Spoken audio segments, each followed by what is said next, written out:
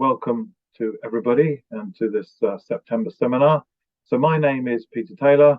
I'm a professor of sustainable energy systems at the University of Leeds and one of the co-investigators of the EPSRC funded Network Plus on decarbonisation of heating and cooling.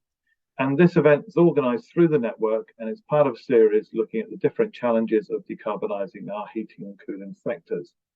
This month, we're delighted to welcome speakers from Northumbria and Oxford universities who have led projects funded by the network, researching the deployment of domestic heat pumps and the use of green hydrogen for building decarbonisation. We're grateful to both presenters for providing their time today. So thanks again for your support and interest in this area. Do please get in touch with any feedback or suggestions for seminar speakers and subjects. And if you're not already on our mailing list, do please ask to be added. So this is Dr. Jake Barnes, who's a researcher at the Environmental Change Institute at the University of Oxford. Jake's research interests include the politics and sociology of innovation and change at community through city and regional scales to national systems. And he's worked with local governments, community groups and social enterprises to reflect, learn and pursue societal transformations.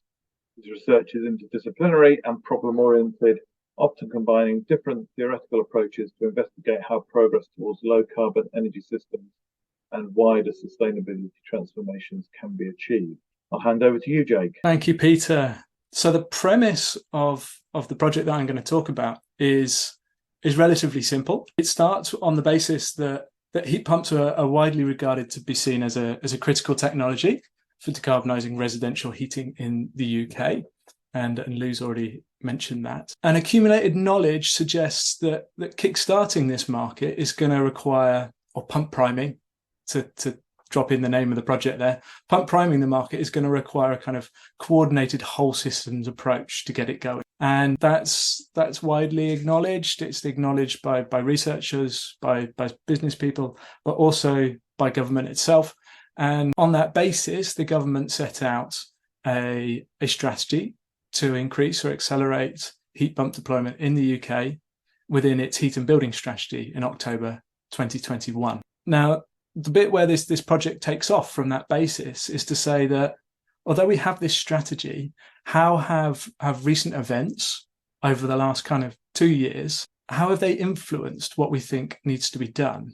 And has it upended what we think is required? So are there changes to policy and practice that now need to be made to fit this new context?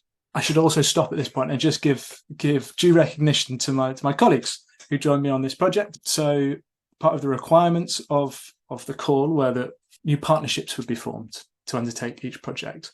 So I'm very glad to report that we had a very successful partnership with a sociologist who currently works for the medical school of Bristol University. That's Taru Silvalner. And then Mike Taylor, who's an engineer from Cardiff. To really emphasise the point of where this project started, on the 1st of November, which was the day in which the sandpit event was held, where the network chose the projects to be funded under this call, Collins, the dictionary publisher, announced their word of the year for 2022, and that word was permacrisis, said to define an extended period of instability and insecurity. They said they chose it because it summed up quite succinctly how truly awful 2022 had been for so many people. And I think it really nicely sets the scene for what we're talking about here. Because if you remember back to this time last year, we'd have a series of really quite disruptive events that had shaken society and the economy. And here I'm thinking of Russia's invasion of Ukraine in February of last year, and then the subsequent weaponization of European gas supplies or Russian gas supplies to Europe. And this had a kind of knock-on impact on international and domestic energy markets in terms of rising gas prices, which fed through to rising domestic electricity prices. And so that had knock-on implications for the UK economy in terms of inflation, but also for society related to the cost of living crisis. And we've all experienced that over the last year. But it's also important to note that underlying all this turmoil was rapid change within politics in the UK. So you're all familiar with this, but the rapid succession of prime ministers that we had last year. Also, chancellors and secretaries of state for business. They all kind of influenced how heat pumps were being deployed and whether they were being deployed. So this is where the project kind of picks up with this context. Given what's happened, given the state of the market, do we need to do anything different to move it forwards? So the project itself contained two parts. The aim of the first part was to perform a kind of rapid evidence review to understand how the UK market for domestic heat pump is or was developing. And in that first phase was informed by existing approaches within innovation and science and technology studies that view technology diffusion and systems transformation as being defined by systemic kind of co-evolutionary change processes. So the review itself explored systems change in 4 central environments, and this is where we get the circular diagram to the right here, as well as in changes to the technology itself. So the rapid review subsequently covered recent changes in policy and regulatory environments. How has policy to support heat pump deployment developed over the last few years? Changes in the business environment in terms of business models and value propositions. Changes in wider society regarding societal awareness of heat pumps, but also in the user environment. How are people responding to heat pumps?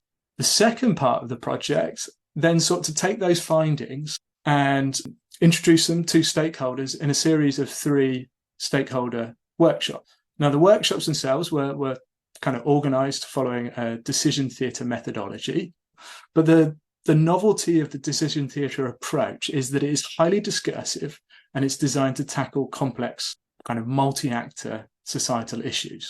So 3 workshops were held. We had a total of 15 participants across kind of policy, business, academia, and think tanks. It's worth saying that we were looking for about 8 per workshop, and we had about 30 signed up overall. So there's quite a large dropout, but there was good, valuable discussions held. And within each of these workshops, they followed a fairly standard approach. So first, insights from the rapid review of the evidence were presented before the participants were guided through a series of exercises designed to explore the challenge, how do we deploy heat pumps, from multiple angles, and then reach decisions about the best ways to accelerate heat pump deployment moving forward. So each workshop culminated in participants collectively agreeing to a set of prioritized change solutions. So first off, from the first phase, the results from the rapid review were quite extensive and far too many and nuanced to kind of go into detail here. That's why I've kind of thrown up the QR code. If you want to know more about the rapid review and the results, then you can scan it and look at the paper or the report in more detail. But it's still worth highlighting some of the findings. Some of this won't be particularly new to you, or maybe is unsurprising. So deployment of heat pumps is increasing, but remains incredibly low, particularly low compared to the accelerated deployment we saw across European countries, or many European countries last year. Of note, only 1 in the 4 of the central government policy instruments that they announced within the heat and building strategy in 2021 had been implemented, or continues. Nothing has really changed there. So only 1 of the 4 primary instruments to support heat pump deployment has actually been implemented. Meanwhile, businesses are innovating and developing new value propositions and kind of offerings to the market. And in particular here, you're thinking of a limited number of energy suppliers such as British Gas and Octopus Energy, which are offering new heat pump propositions. Rather controversially, we found that there seems to be sufficient numbers of installers to meet near-term future demand, and that there is a lot of hype about this, but it might not be supported by the evidence. Meanwhile, societal awareness and interest in heat pump is increasing, and crucially, that willing to pay market is also increasing for a variety of reasons, but the able to pay market is shrinking because of inflation and cost of living. So these results then fed into the workshops, and the workshops themselves resulted in a rich set of data, including both written statements and audio transcripts. And our analysis of both these elements then concentrated on areas of agreement, which we're going to touch on in a second, and tension, but then also the trade-offs that were necessary in reaching prioritised change solutions. What should be done next to support heat pump deployment? So very briefly, in terms of agreement, across the 3 workshops, there seemed to be very strong agreement about the systemic nature of the challenge. You can't just tackle one aspect of the system and expect heat pumps to accelerate, or their deployment to be accelerated. Installers were widely seen as a kind of critical node in the supply chain for sharing information and encouraging householders to take up the technology. And there was a growing recognition of the variety of roles that the installer industry has to play. There was a common set of agreement that government policy is inadequate at the moment and not up to the job, and widespread agreement on the importance of fostering societal awareness and interest in heat pumps, but also heat decarbonisation in general. So cost was also raised repeatedly. And finally, more surprisingly perhaps, there seemed to be a kind of tacit agreement that UK manufacturing is more than sufficient to scale up, and it is actually incredibly agile and will scale up to meet demand as it grows. Second part of that is there were 2 kind of common tensions that appeared across at least 2 out of the 3 workshops. And that was around whether the mantra of fabric first, of reducing energy demand within the home through fabric measures, energy efficiency, actually now kind of stifles heat pump deployment. And while it was broadly recognised that there's trade-offs in doing fabric first or in doing heat pumps first, there was a kind of tacit agreement that the dominance of the fabric first mantra is widely unhelpful, because it depends most importantly on the specification of the heat pump. And if you get that right, then you're going to get a good outcome. If you don't get the specification of what scale or type of heat pump right, then it's not going to be a good outcome. The second area where there was lots of tension and disagreement was around equity, ensuring a fair and equitable approach to supporting heat pump deployment. And here, attention was often directed towards the shrinking willing to pay market and the growing kind of unable to pay market. And crucially, what kind of policy and support was required for each of these areas. And linked to that, what is the balance of support that should be given to both? Coming to the more interesting or kind of outcomes-based part, this table captures the prioritized change solutions, the statements from each of the workshops, each of the decision theatres. And so within the body of the table, you can see statements that the workshop participants themselves crafted. The kind of analysis done here is to group them into common areas. And the results are quite striking, because there was clear agreement that there is a need to foster a clear societal narrative. There was some disagreement about who should do it, whether we, society or certain actors, need to help government in their awareness of the need to foster that narrative. And then more widespread agreement that government needs to play a key role in shaping that narrative, to make it seem, or to make it clear that it is a national mission, as participants of the third decision theatre kind of framed it. Second area was around developing and delivering a clear policy framework, and all groups or workshops agreed on that.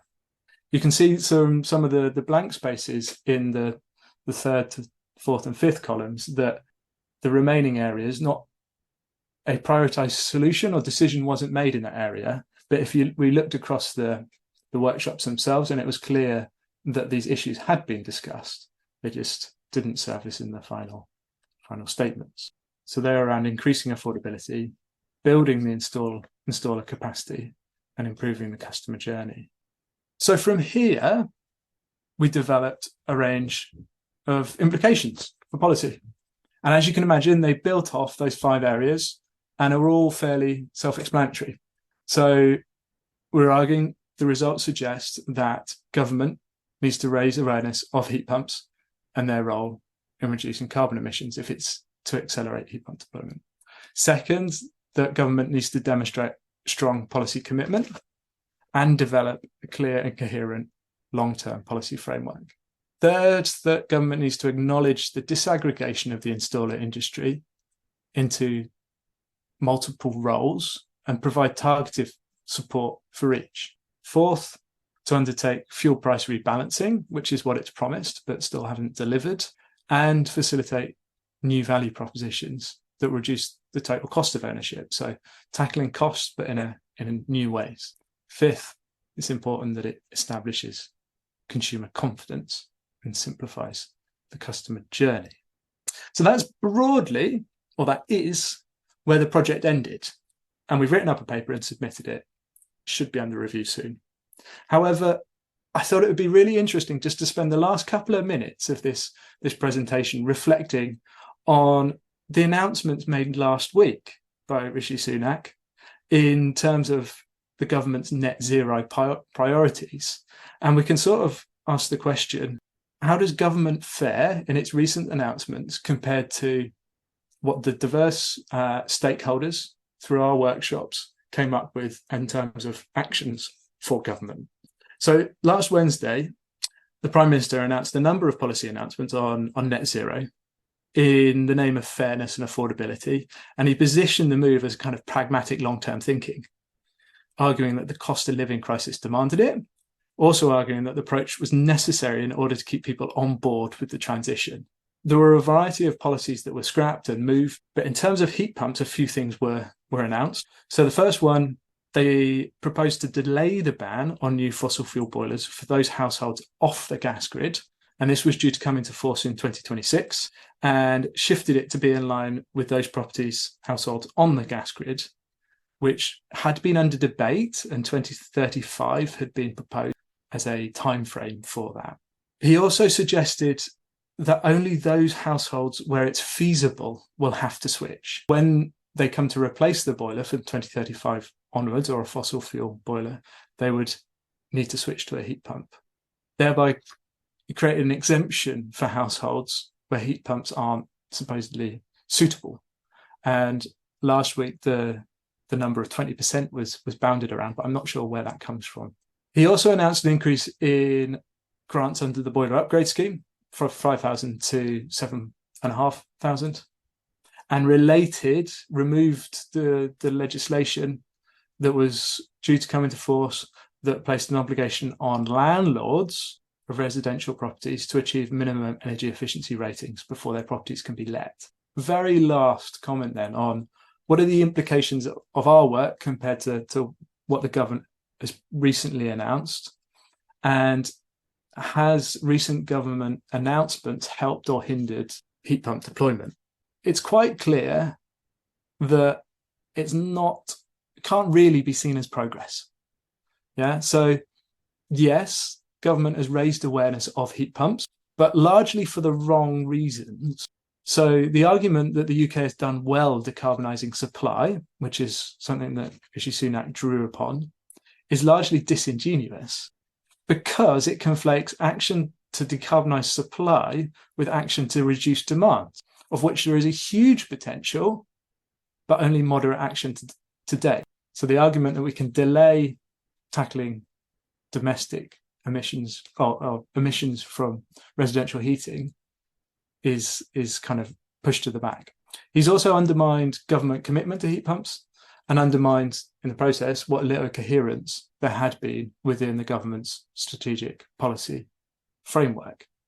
And in that, also sowing the seeds of doubt that heat pumps will be too expensive and not suitable for many. He hasn't said anything about the installer industry. Perhaps that's for the better.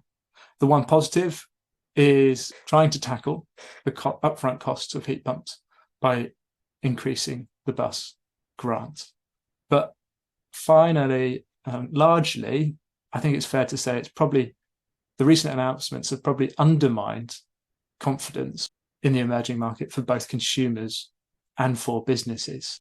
It seems fair to say that businesses have reacted negatively towards it. So overall, it doesn't seem to be a hugely promising outlook. So thank you for listening. Great, thanks very much.